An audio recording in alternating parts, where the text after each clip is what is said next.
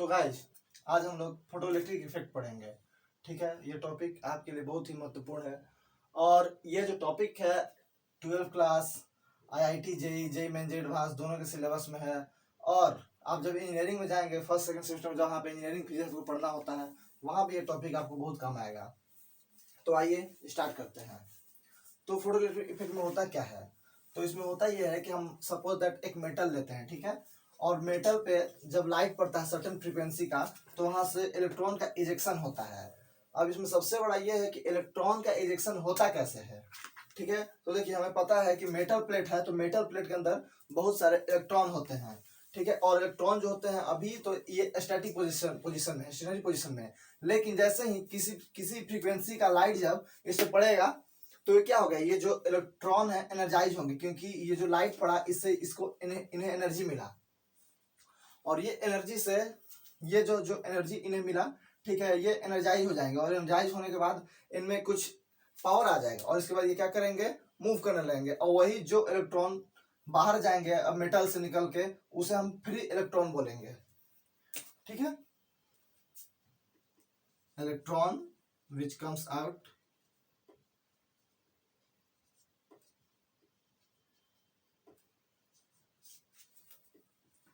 That is free electron.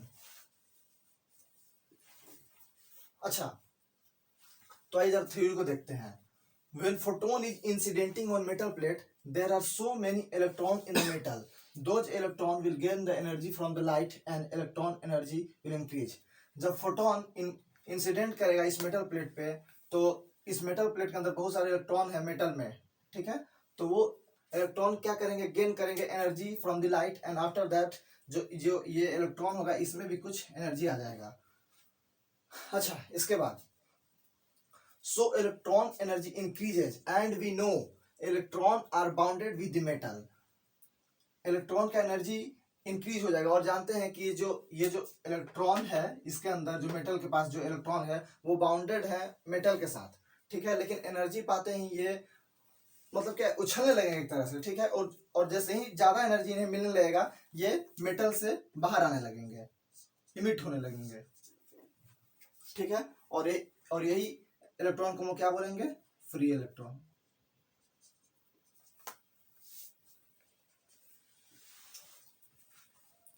अब आपके मन में सवाल आ रहा होगा कि ये जो फ्री इलेक्ट्रॉन है क्या मतलब कैसे बाहर निकलते होंगे, मतलब कितना एनर्जी पाने के बाद निकलते होंगे। तो देखिए जब E जो है ग्रेटर देन होता है W तब ये जो है इलेक्ट्रॉन बाहर आते हैं। मतलब जो एनर्जी हमने दिया इसे, ठीक है, जो ये वर्क फंक्शन है इससे जब ग्रेटर देन और इक्वल टू होगा तभी ये बाहर आएंगे।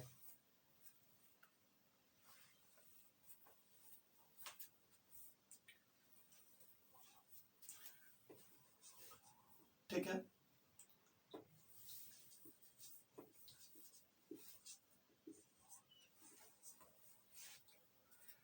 ये दो केस में बाहर आएंगे।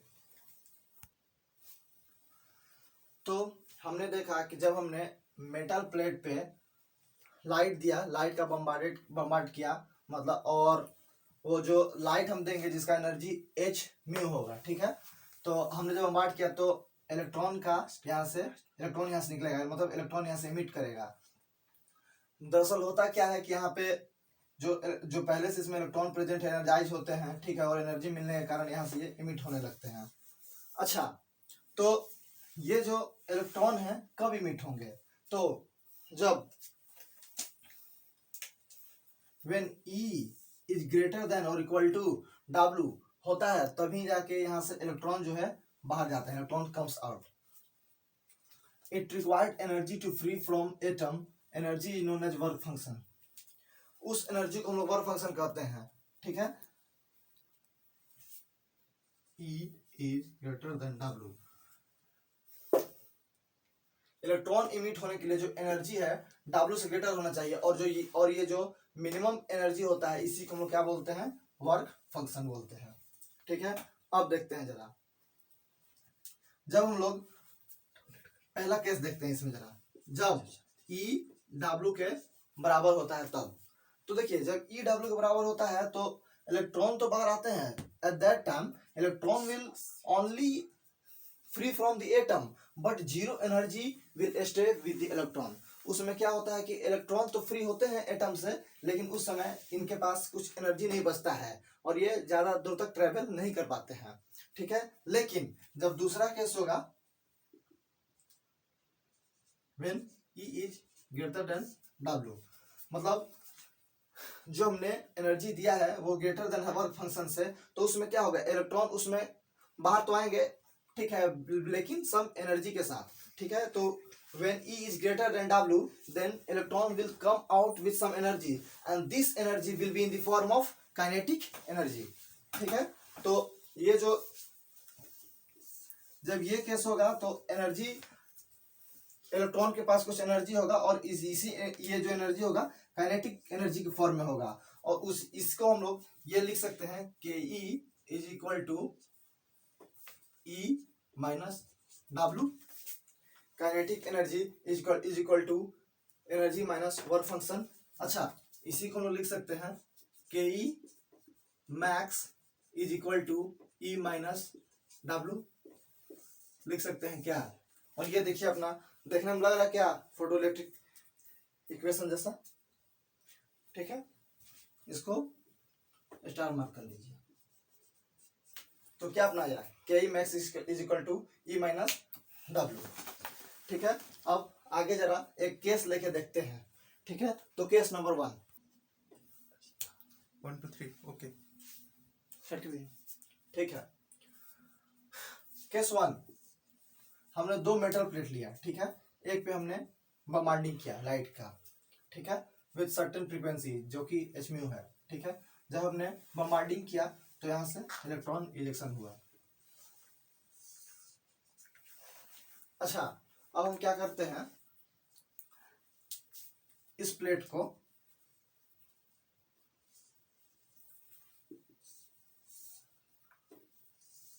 पॉजिटिव टर्मिनल से और इस प्लेट को निगेटिव टर्मिनल से कनेक्ट कर देते हैं, ठीक है। अब सोच के देखिए क्या होगा, इलेक्ट्रॉन आएगा। अच्छा देखिए, ये पॉजिटिवली चार्ज हो जाएगा, ये निगेटिवली चार्ज हो जाएगा। अच्छा, हम लोग जानते हैं पॉजिटिव निगेटिव अट्रैक्शन होता है,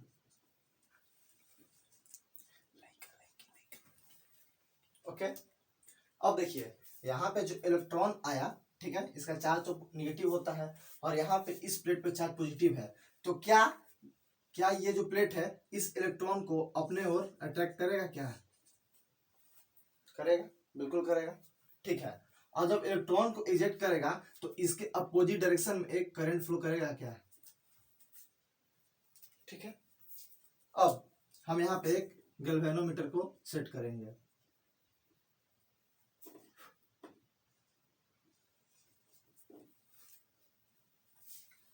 ऑलवेज याद रखिएगा कि जो इलेक्ट्रॉन का डायरेक्शन होता है करंट के डायरेक्शन से अपोजिट होता है। हमने जब इलेक्ट्रॉन इस डायरेक्शन में है तो अपना करंट जो फ्लो होगा इस डायरेक्शन में होगा।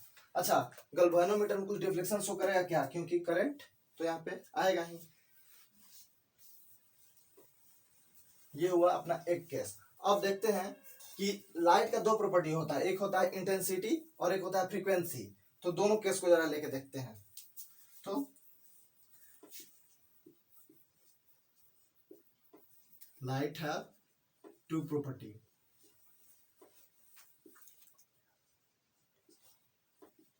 एक होगा अपना फ्रीक्वेंसी और दूसरा होगा इंटेंसिटी।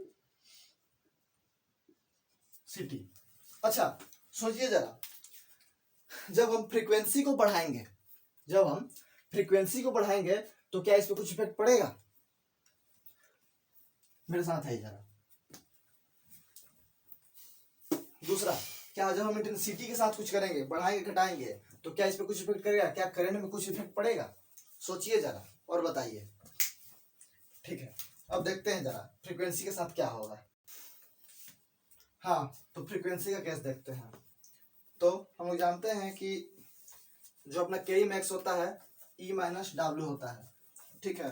अच्छा, ई को हम लोग एच म्यू लिख सकते हैं क्या, E equal to H mu. अच्छा, K max equal to H mu minus W, ठीक है। अच्छा, ये म्यू क्या अपना फ्रीक्वेंसी है। अच्छा, जब हम लोग म्यू को बढ़ाएंगे, म्यू को जब इंक्रीज करेंगे तो क्या अपना के मैक्स भी इंक्रीज करेगा, क्या करेगा, बिल्कुल करेगा, ठीक है।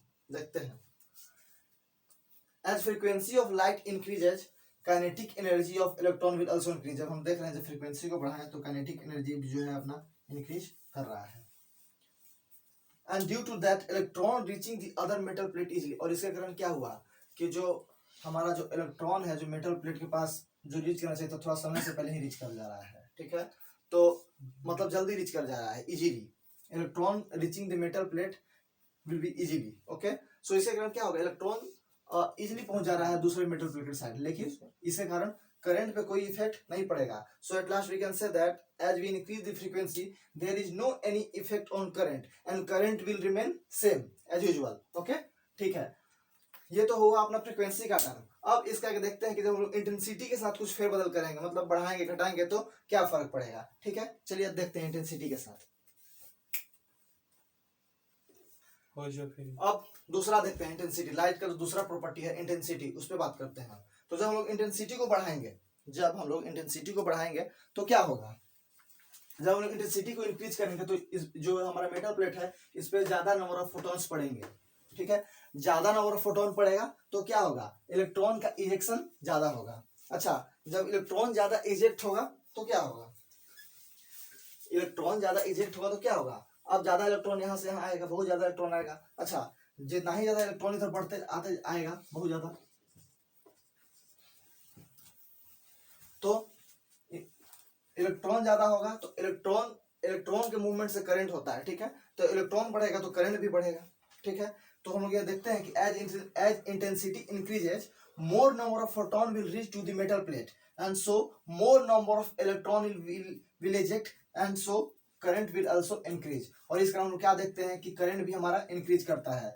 तो हमको दो रिजल्ट है जो याद रखना होगा, एक जब हम लोग फ्रीक्वेंसी को बढ़ाते हैं तो करंट जो है हमारा ऑलवेज सेम रहेगा, रिमेन सेम रहेगा, लेकिन जब हम इंटेंसिटी के साथ फेरबदल करेंगे, जब इंटेंसिटी को जब हम लोग बढ़ाएंगे, ठीक है, तो हमारा करंट में जो है इंक्रीज देखने को मिलेगा। जब हम लोग इंटेंसिटी को घटाएंगे तो करंट में डिक्रीज देखने को मिलेगा, ठीक है। ये दो प्रॉपर्टी था। और हम देखते हैं अब नेक्स्ट केस को, ठीक है, देखते हैं अब केस 2 देखते हैं। अब हमने क्या किया, टर्मिनल को चेंज कर दिया।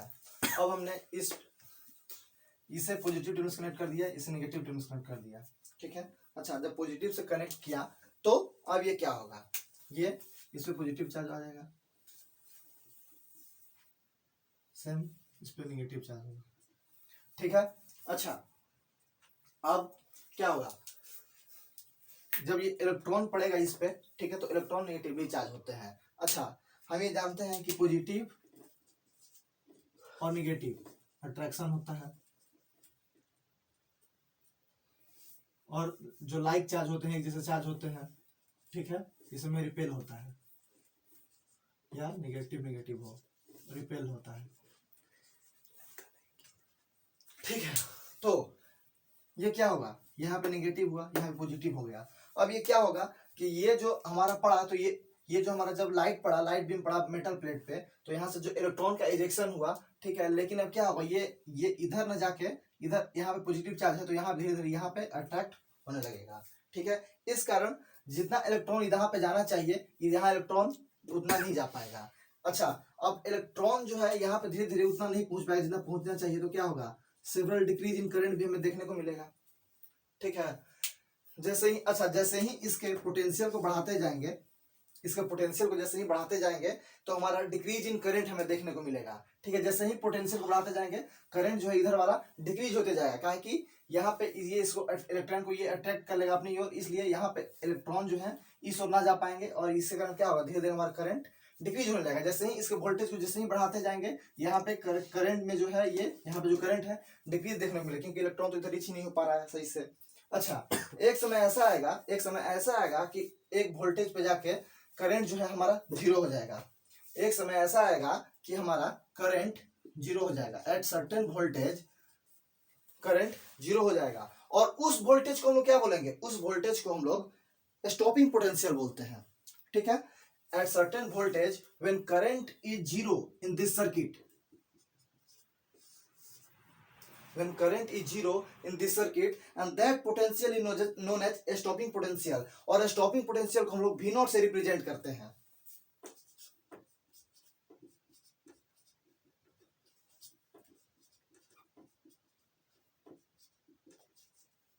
that is represented by V0। V0 क्या होता है जी, वैसे एक ऐसा वैल्यू जिसपे जो करंट फ्लो हो रहा है हमारे सर्किट में वो जीरो हो जाए, उस पोटेंशियल को क्या बोलते हैं, स्टॉपिंग पोटेंशियल, और उसी को हम लोग V0 से रिप्रेजेंट करते हैं, ठीक है। अब देखते हैं नेक्स्ट। अच्छा, हम लोग देखा कि स्टॉपिंग पोटेंशियल अपना आ गया, एक सर्टेन वोल्टेज पे जब करंट जीरो हो गया तो स्टॉपिंग पोटेंशियल आ गया, ठीक है। अच्छा, अब यहां से यहाँ इलेक्ट्रॉन के आने में जो काइनेटिक एनर्जी का लॉस हुआ, ठीक है, electron reaching to different metal plate, जो काइनेटिक एनर्जी का लॉस हुआ, इसको हम लोग V0 तो दिख रहा है स्टॉपिंग पोटेंशियल, और E इसमें मल्टीप्लाई हो जाता है, और ये जो अपना हो जाता है EV0। तो loss in kinetic energy electron reaching to different metal plate, यहाँ से यहाँ में जो लॉस होता है काइनेटिक एनर्जी का, जो कि EV0 के बराबर होता है, और जो EV0 है अपना Ke मैक्स के इक्वल होता है, ठीक है। अब आते हैं अपना एक बार फिर से पुराने वाले इक्वेशन पे। तो Ke max is equal to E minus W, okay. अच्छा, अब Ke मैक्स को हम लोग EV0 भी लिख सकते हैं, क्या लिख सकते हैं, E माइनस W। अच्छा, ये जो लाइट था जो कि E इक्वल टू EV0, अच्छा EV0 को ऐसे ही रहने देते हैं, ये जो E है इसको S म्यू से चेंज कर सकते हैं क्या, बिल्कुल, तो करते हैं। अब अपना एक फोटो इलेक्ट्रिक इफेक्ट का एक और इक्वेशन आ गया, क्या देखिए जरा।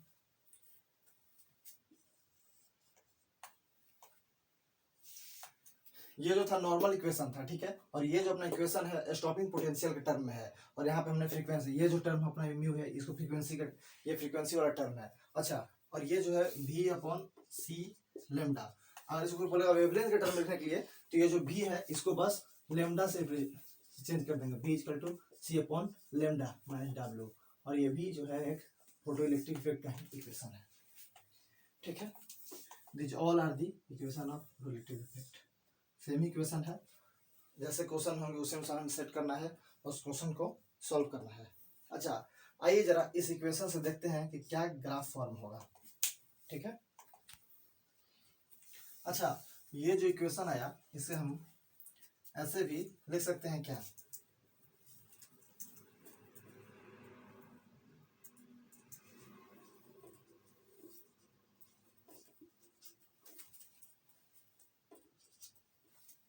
ठीक है। ये जो अपना इक्वेशन है इसे हम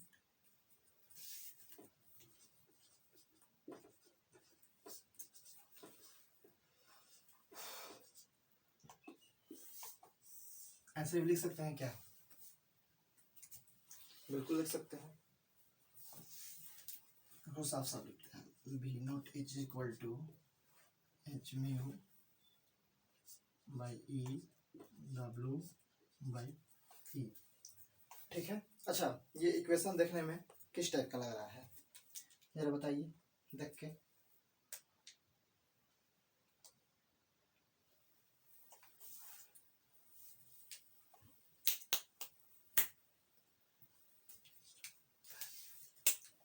ये देखने में हमें इस इक्वेशन को हम ऐसे लिख सकते हैं, क्या V0 upon H mu upon E minus W upon E, ठीक है। V0 is equal to H mu, ठीक है। ये जो इक्वेशन है देखने में y equal to mx minus c जैसा देखने में लग रहा है, क्या ठीक है। अच्छा, आइए जरा ग्राफ ड्रॉ करते हैं।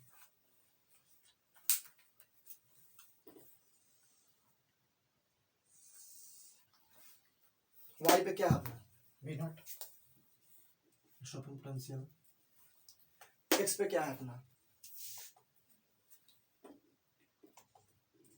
फ्रीक्वेंसी, अच्छा माइनस c,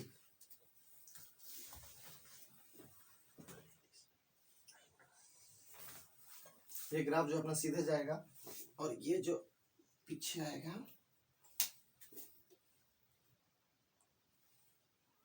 -c, और ये जो अपना होगा -c कितने किसके बराबर है, W - W E, ठीक है।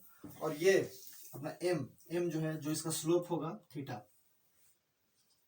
किसके इक्वल होगा, जो थीटा होगा अपन अपना h/e, जो कि अपना स्लोप होगा,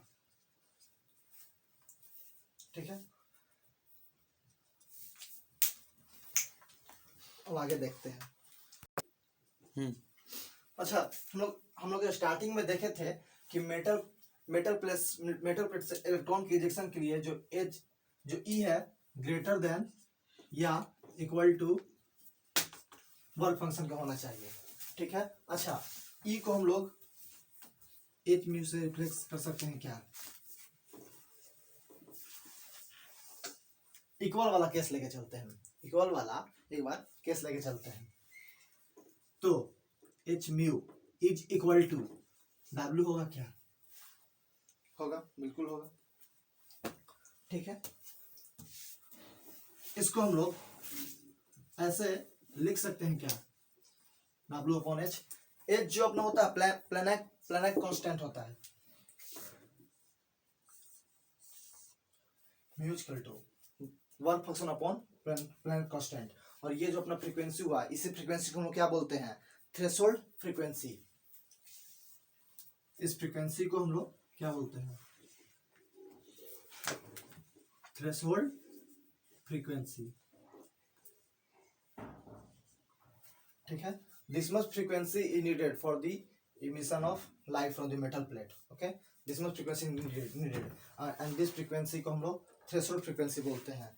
अब इसी इक्वेशन को नेक्स्ट लेते हैं,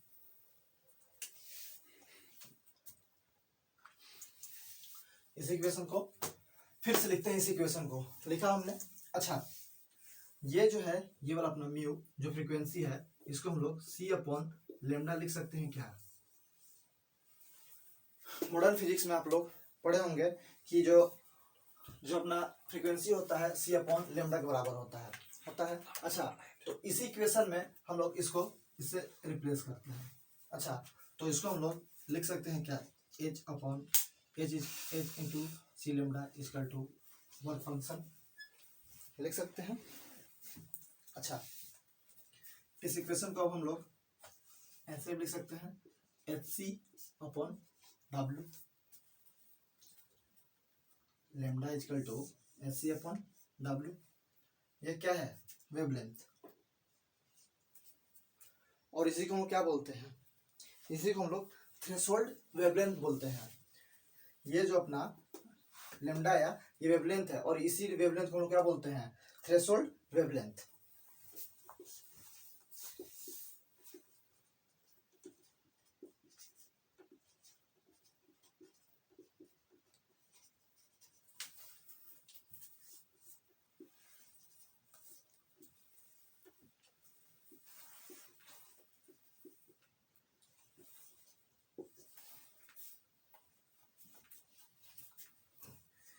थ्रेशोल्ड वेवलेंथ क्या होता है, threshold wavelength is the maximum wavelength by which electron is emitted from the metal plate. और जो थ्रेशोल्ड फ्रीक्वेंसी होता है, ये मिनिमम फ्रीक्वेंसी होता है by which electron is emitted from the metal plate, ठीक है। तो ये रहा अपना फोटोइलेक्ट्रिक इफेक्ट का थ्योरी पार्ट। नेक्स्ट लेक्चर में हम लोग इस पे अच्छे क्वेश्चन देंगे, जेईई मेन से रिलेटेड अच्छे क्वेश्चन लेके आऊंगा और उसे देखेंगे, उस पर डिस्कशन करेंगे, ठीक है। तो थैंक यू, और हमारे चैनल को सब्सक्राइब कीजिए, शेयर कीजिए और ज़्यादा से ज़्यादा पहुंचाइए, ठीक है। और नेक्स्ट लेक्चर में हम लोग क्वेश्चन को देखते हैं, ठीक है। Thank you.